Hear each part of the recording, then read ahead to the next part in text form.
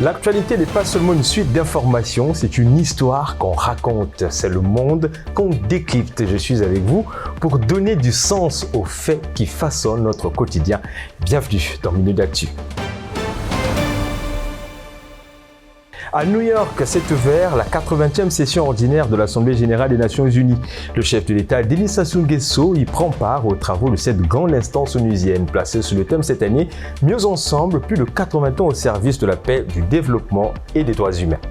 Toujours en titre, pour accélérer le déploiement de la 5G sur l'ensemble du territoire national, le gouvernement de la République, représenté par le ministre des Postes, des Télécommunications et de l'Économie numérique, Léon-Juste Ibombo, a signé un mémorandum entre l'entreprise chinoise Genius Technologies. Et puis, en sport, Coupe de la CAF, l'AC Léopard de Dolisie accroché à domicile par les Black Bulls du Mozambique, tandis que l'AS Auto s'est imposé en déplacement en Angola 2-1. Bienvenue dans Minute d'Actu.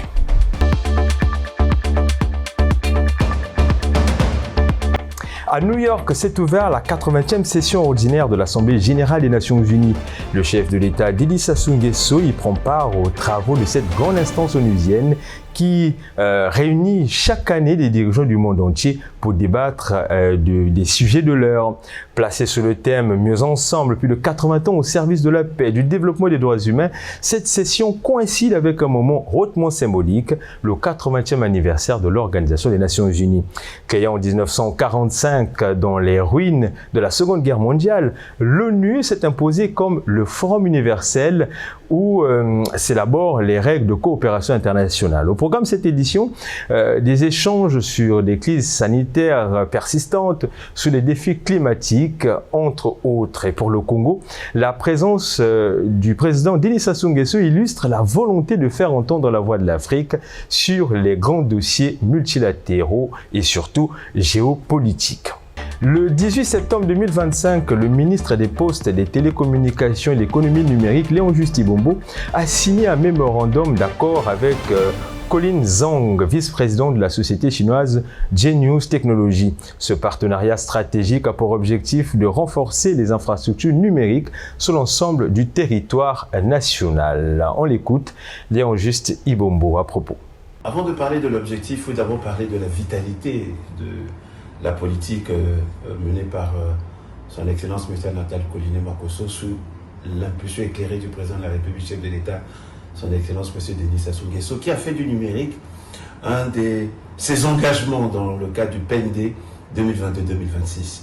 Et aujourd'hui, nous remarquons que cette vision du président de la République a l'assentiment de nombreux partenaires. Et là, c'est un partenaire privé, justement, qui a vu l'ambition du gouvernement de digitaliser dans toutes ses composantes les structures de notre administration et de promouvoir l'intelligence artificielle. Ils se sont intéressés à notre pays et cet accord vient sceller justement le futur partenariat que nous allons opérationnaliser ensemble. Cette initiative s'inscrit dans le cadre du projet d'accélération de la transformation numérique PATN en sigle, soutenu par la Banque mondiale. Elle prévoit, entre autres, la connexion des zones enclavées, la mise en place d'un intranet gouvernemental sécurisé. Voilà ce qu'on peut donc retenir de cet accord.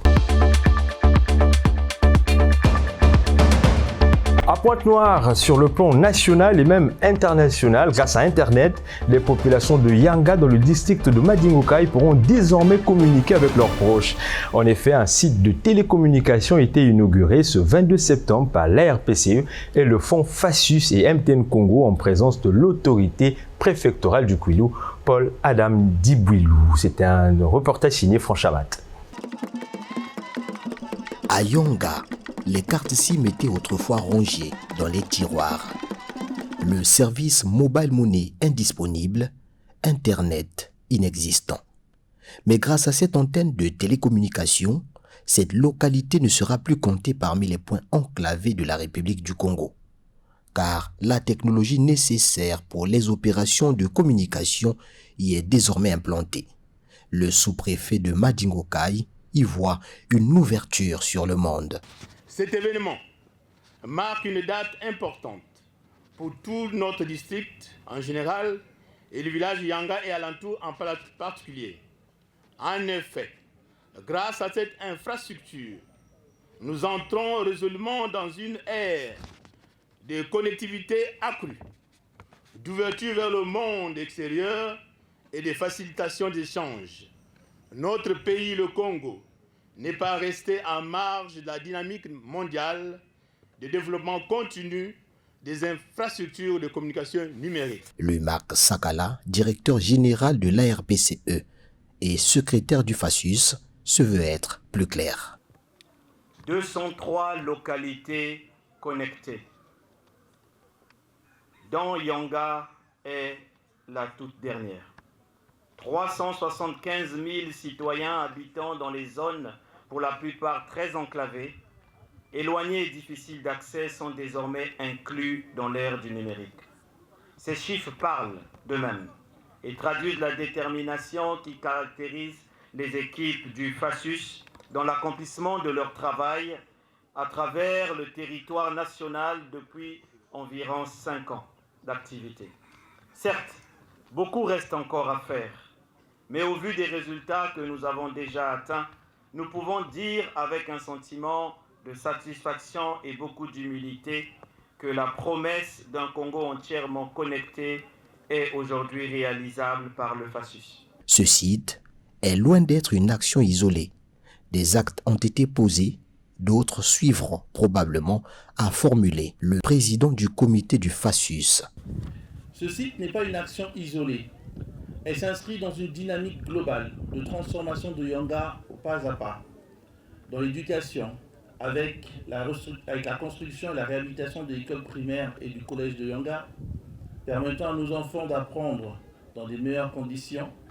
Dans la santé, avec la mise en service du centre de santé intégré qui rapproche les soins des populations et sauve des vies.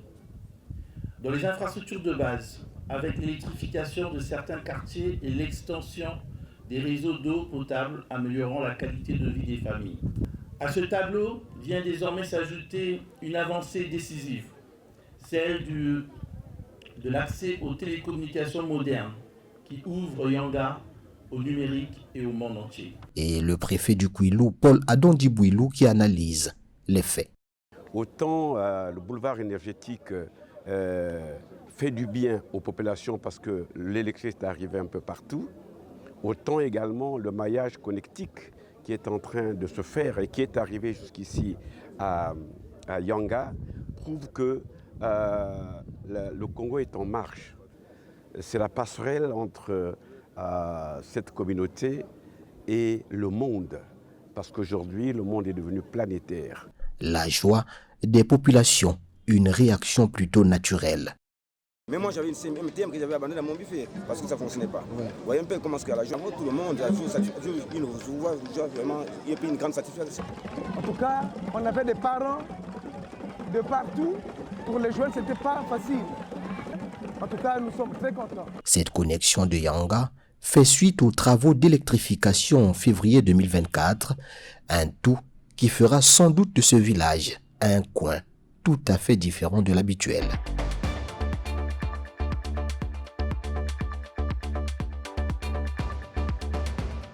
Toujours à Pointe-Noire, le Forum national de l'étudiant visionnaire fondateur en sigle a procédé le week-end dernier à la remise des attestations aux 500 jeunes femmes ayant pris part à la 4e édition du programme Femmes, Sciences et Technologies organisé du 4 août au 13 septembre. Cette initiative avait pour objectif de favoriser l'autonomisation féminine à travers des formations en marketing digital, électricité, bâtiment et secrétariat bureautique, sans oublier l'infographie. C'est signé encore une fois Franche Amat. Nous sommes au centre-ville de Pointe-Noire, amphithéâtre de Suéco.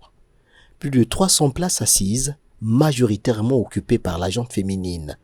Normal, le concept leur est exclusivement dédié. Femmes, Sciences et Technologies est à sa 4e édition.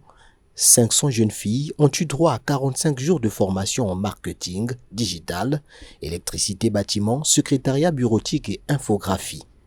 Yann Russell-Mwanga, secrétaire général du FONATEV, ressasse avec plaisir les activités ayant meublé ces instants de transmission. Cette formation ne se limitait pas tout simplement aux compétences techniques. En effet, des ateliers, des conférences, Des événements marquants ont également enrichi ce programme. Parmi ces événements, je tiens à souligner le Forum Horizon Initiative et Créativité, le FIC. Le FONATEF a eu l'honneur d'être invité à cet événement et pendant lequel les dames bénéficiaires du programme Femmes Sciences Technologie ont été exposées à des panels inspirants sur l'entrepreneuriat. Nous avons également eu la chance d'accueillir la Fondation MTN Congo qui a organisé un atelier sur les dangers d'Internet. À la fin de la formation, les membres du FONATEF ont organisé pendant 2 jours, c'est-à-dire le 12 et le 13 septembre, des ateliers de renforcement des capacités autour des thèmes comme la rédaction de CV, la prise de parole en public, les fondamentaux du leadership et la gestion de l'intelligence émotionnelle en milieu professionnel. Nous pouvons être fiers de ce que nous avons tous accompli. Et la remise des certificats. Nous appelons Madame Tomina Blanchina Esther.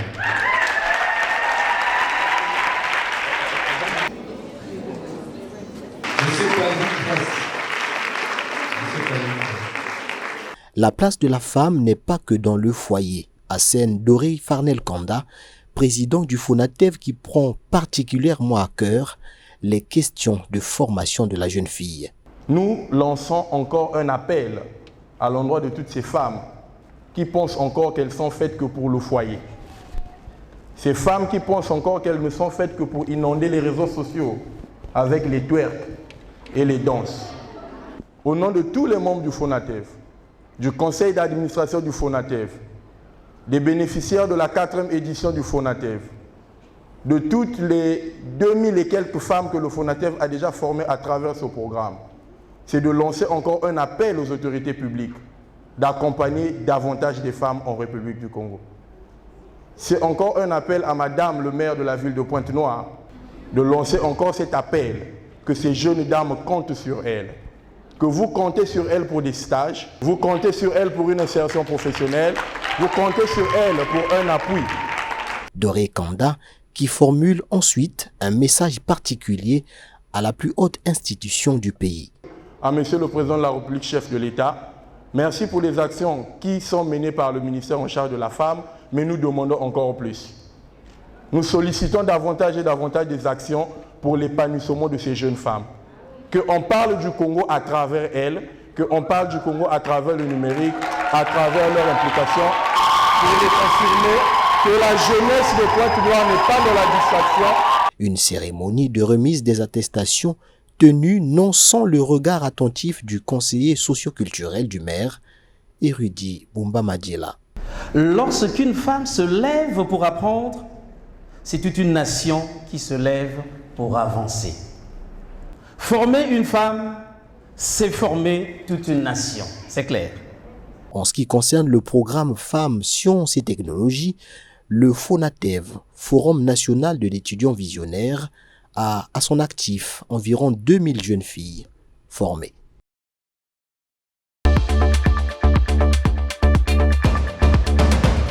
Qu'est-ce que l'Intervision? C'était donc le pendant soviétique de l'Eurovision, un concours de chant international lancé par l'URSS pour promouvoir la coopération culturelle entre les pays socialistes et leurs alliés.